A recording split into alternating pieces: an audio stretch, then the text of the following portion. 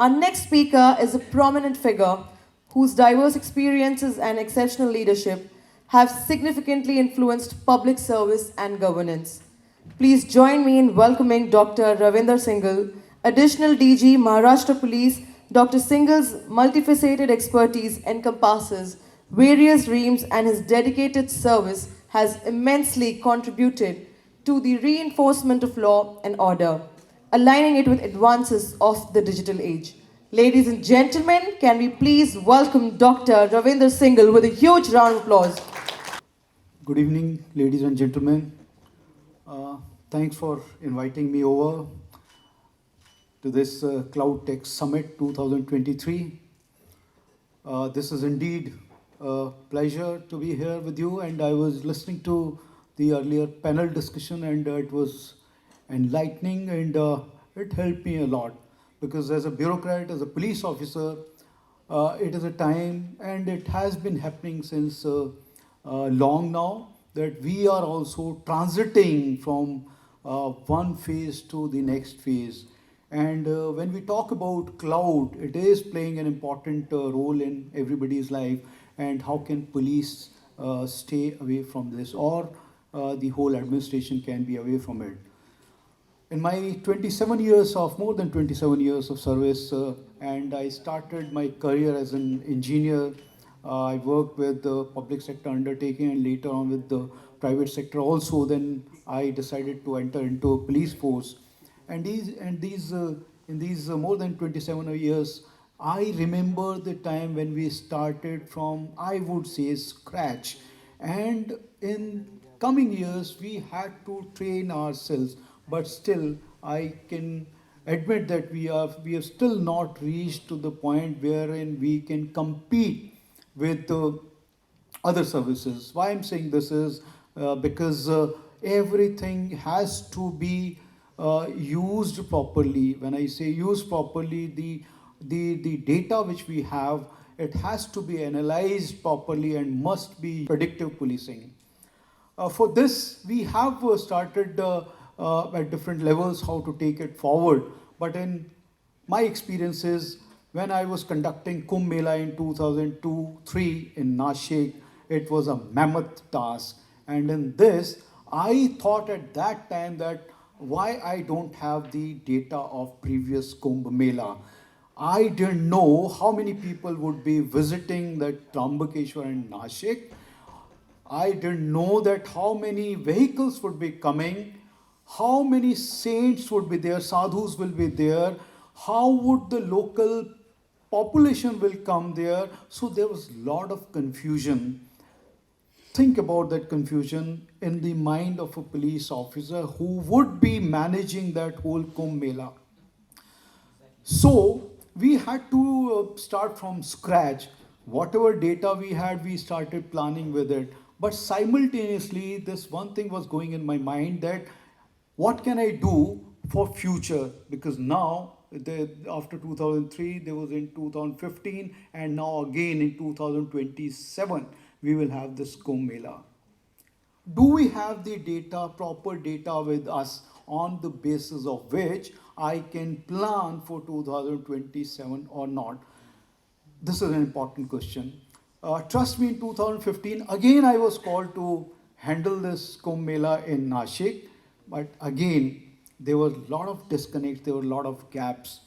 And I regret that we could not learn from that. So this is one big question which we have, and now I personally feel that we should involve the private sector for gathering this whole information so that this can be used properly. Now this Kumbh Mela happens at 4 places: Allahabad, then Haridwar, then Ujjain, and Nashik. In all these 4 places, we still do hit and trial things. That should stop somewhere. So this is one important thing which I want to discuss with you, and I believe that we should start getting some solutions from industry, because whom we will trust or whom we will depend on you people. It will be a great service from all of you if you can come up with some solutions on that. That will help us, because we can't let people die in stampedes. This happened in 2003 in Nashik, where 39 people died because the flow of people was not anticipated.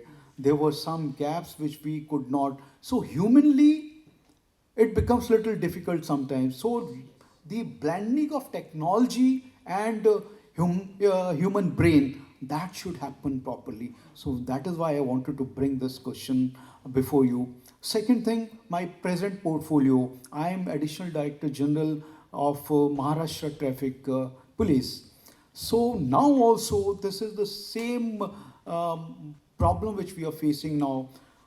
Every year now, last in 2022, we lost 15,224 lives on the roads and 19,000 people were grievously injured. This must stop somewhere. Now there are many reasons. Though we have started using the technology to some extent in some cities, but still our information is depending upon the already set Google system or the Apple map system or whatever. They predict and they assume where during peak hours what will happen or how the traffic would flow, and on that basis we predict and we manage traffic. This is the time when we are shifting over to intelligent traffic management system. It is yet to come fully in our state, or I believe that it still has to come in India as a whole. Now, on that basis, if we start documenting things properly, if we start getting data properly, then on that basis, we would be able to understand and control traffic properly. When I say this is because the signal system will depend on it. So people have to unnecessarily waste time on the roads, wait for the light to become green, and that time scheduling we are not able to make because we don't have the proper data with us. So things can be simplified if we collect data properly and analyze it properly and use that data for the flow of traffic. So this is another area which we are falling short of. And if we are not able to do it, I think it will take more lives on the roads, or we will be wasting lot of our precious time on the road. Think about situation in Mumbai. We are spending about 2 to 3 hours on the roads unnecessarily, I believe sometimes. If the corridors are made properly, then there can be a smooth flow of traffic, and similarly, the number of deaths which I mentioned would also come down. Now, in our day-to-day policing, we also find that use of technology. Like now, we do have our CCTNS system, crime criminal network tracking system. We have the system, but still the data like the GPS location of the incident or the time or all these things, if we start feeding all these things into the system, we will start getting the good results. The embarks system, wherein we get the fingerprints of the criminals, or the chance prints which we find during our investigation or evidence collection time. So if we get this information properly and feed this information properly in the system, then on that basis we can find the MOB, modus operandi of the crime, and on that basis we can also predict the crime which may happen at a particular location, because this can give us a line of action.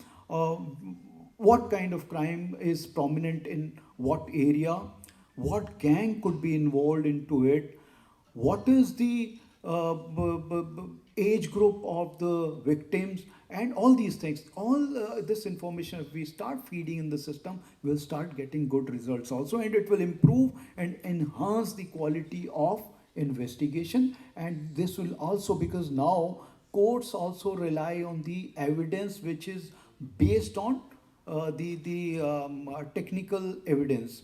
So gone are the days when you will produce a documentary evidence. Everybody wants to have this information clearly. They want to have the CCTV footage. That is one of our most reliable source of information these days. Then of course the evidence which I mentioned, like the fingerprints or the call which the person has made, or his location at that time. All these things are helping us.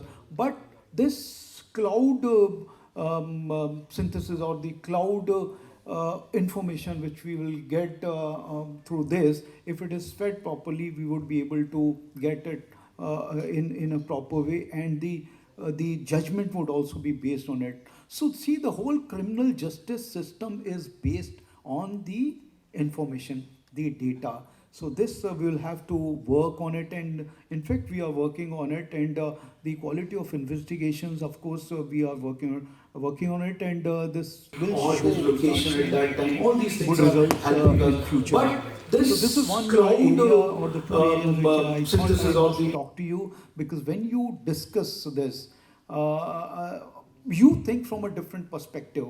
I think from one direction, that yes, this crime has happened, I have to detect this crime. So what could be involved in the crime? Who could be the potential criminal? But is there any chance of repetition of this kind of crime? All this is need to be thought of in your way. And yes, this session, or this summit would have been even more better, I think, if there could have been some agenda from our side, if we had sent that agenda, and one session could have been on that, so that the issues would have been discussed. Because we are passing through a critical time, and this is time, whatever we may be saying, but this is a time when everything has to go in sync. It must travel at the same level. If we are lagging behind in something and we are moving ahead in something, I think this disconnect will have to be removed, and these gaps must be filled in a proper way. So these were the things which I thought I'll just flag before you while you discuss all these issues in your further sessions also, or even now, if you feel that something can be done with you, because there are many companies which come to us and they show us their products, but still, until unless they understand the situation properly, that what our needs are, if they don't understand the needs, they won't be able to come up with the solutions. So this discussion has to happen in a proper way. I think then we will be able to find some good solutions, and this help us in our movement ahead. This is what I had to say. Thank you so much for inviting me over, and looking forward to have to listen to this kind of discussions in future also. But it would be my humble request to all of you that if you can think of this, then I think this kind of summit will have more forceful role in future and shaping our policing in the country. Thank you so much. Dr. Singal, for sharing your profound insights and valuable experiences. May I now invite on stage Ms. 𝐊𝐞𝐲 𝐬𝐞𝐚𝐤𝐿, Director, Co-founder at SME Venture, to kindly join us, as we would like to appreciate you with a token of gratitude. And thank you, sir, for giving us your time. Ladies and gentlemen, can we hear it once again for Dr. Ravinder Singal.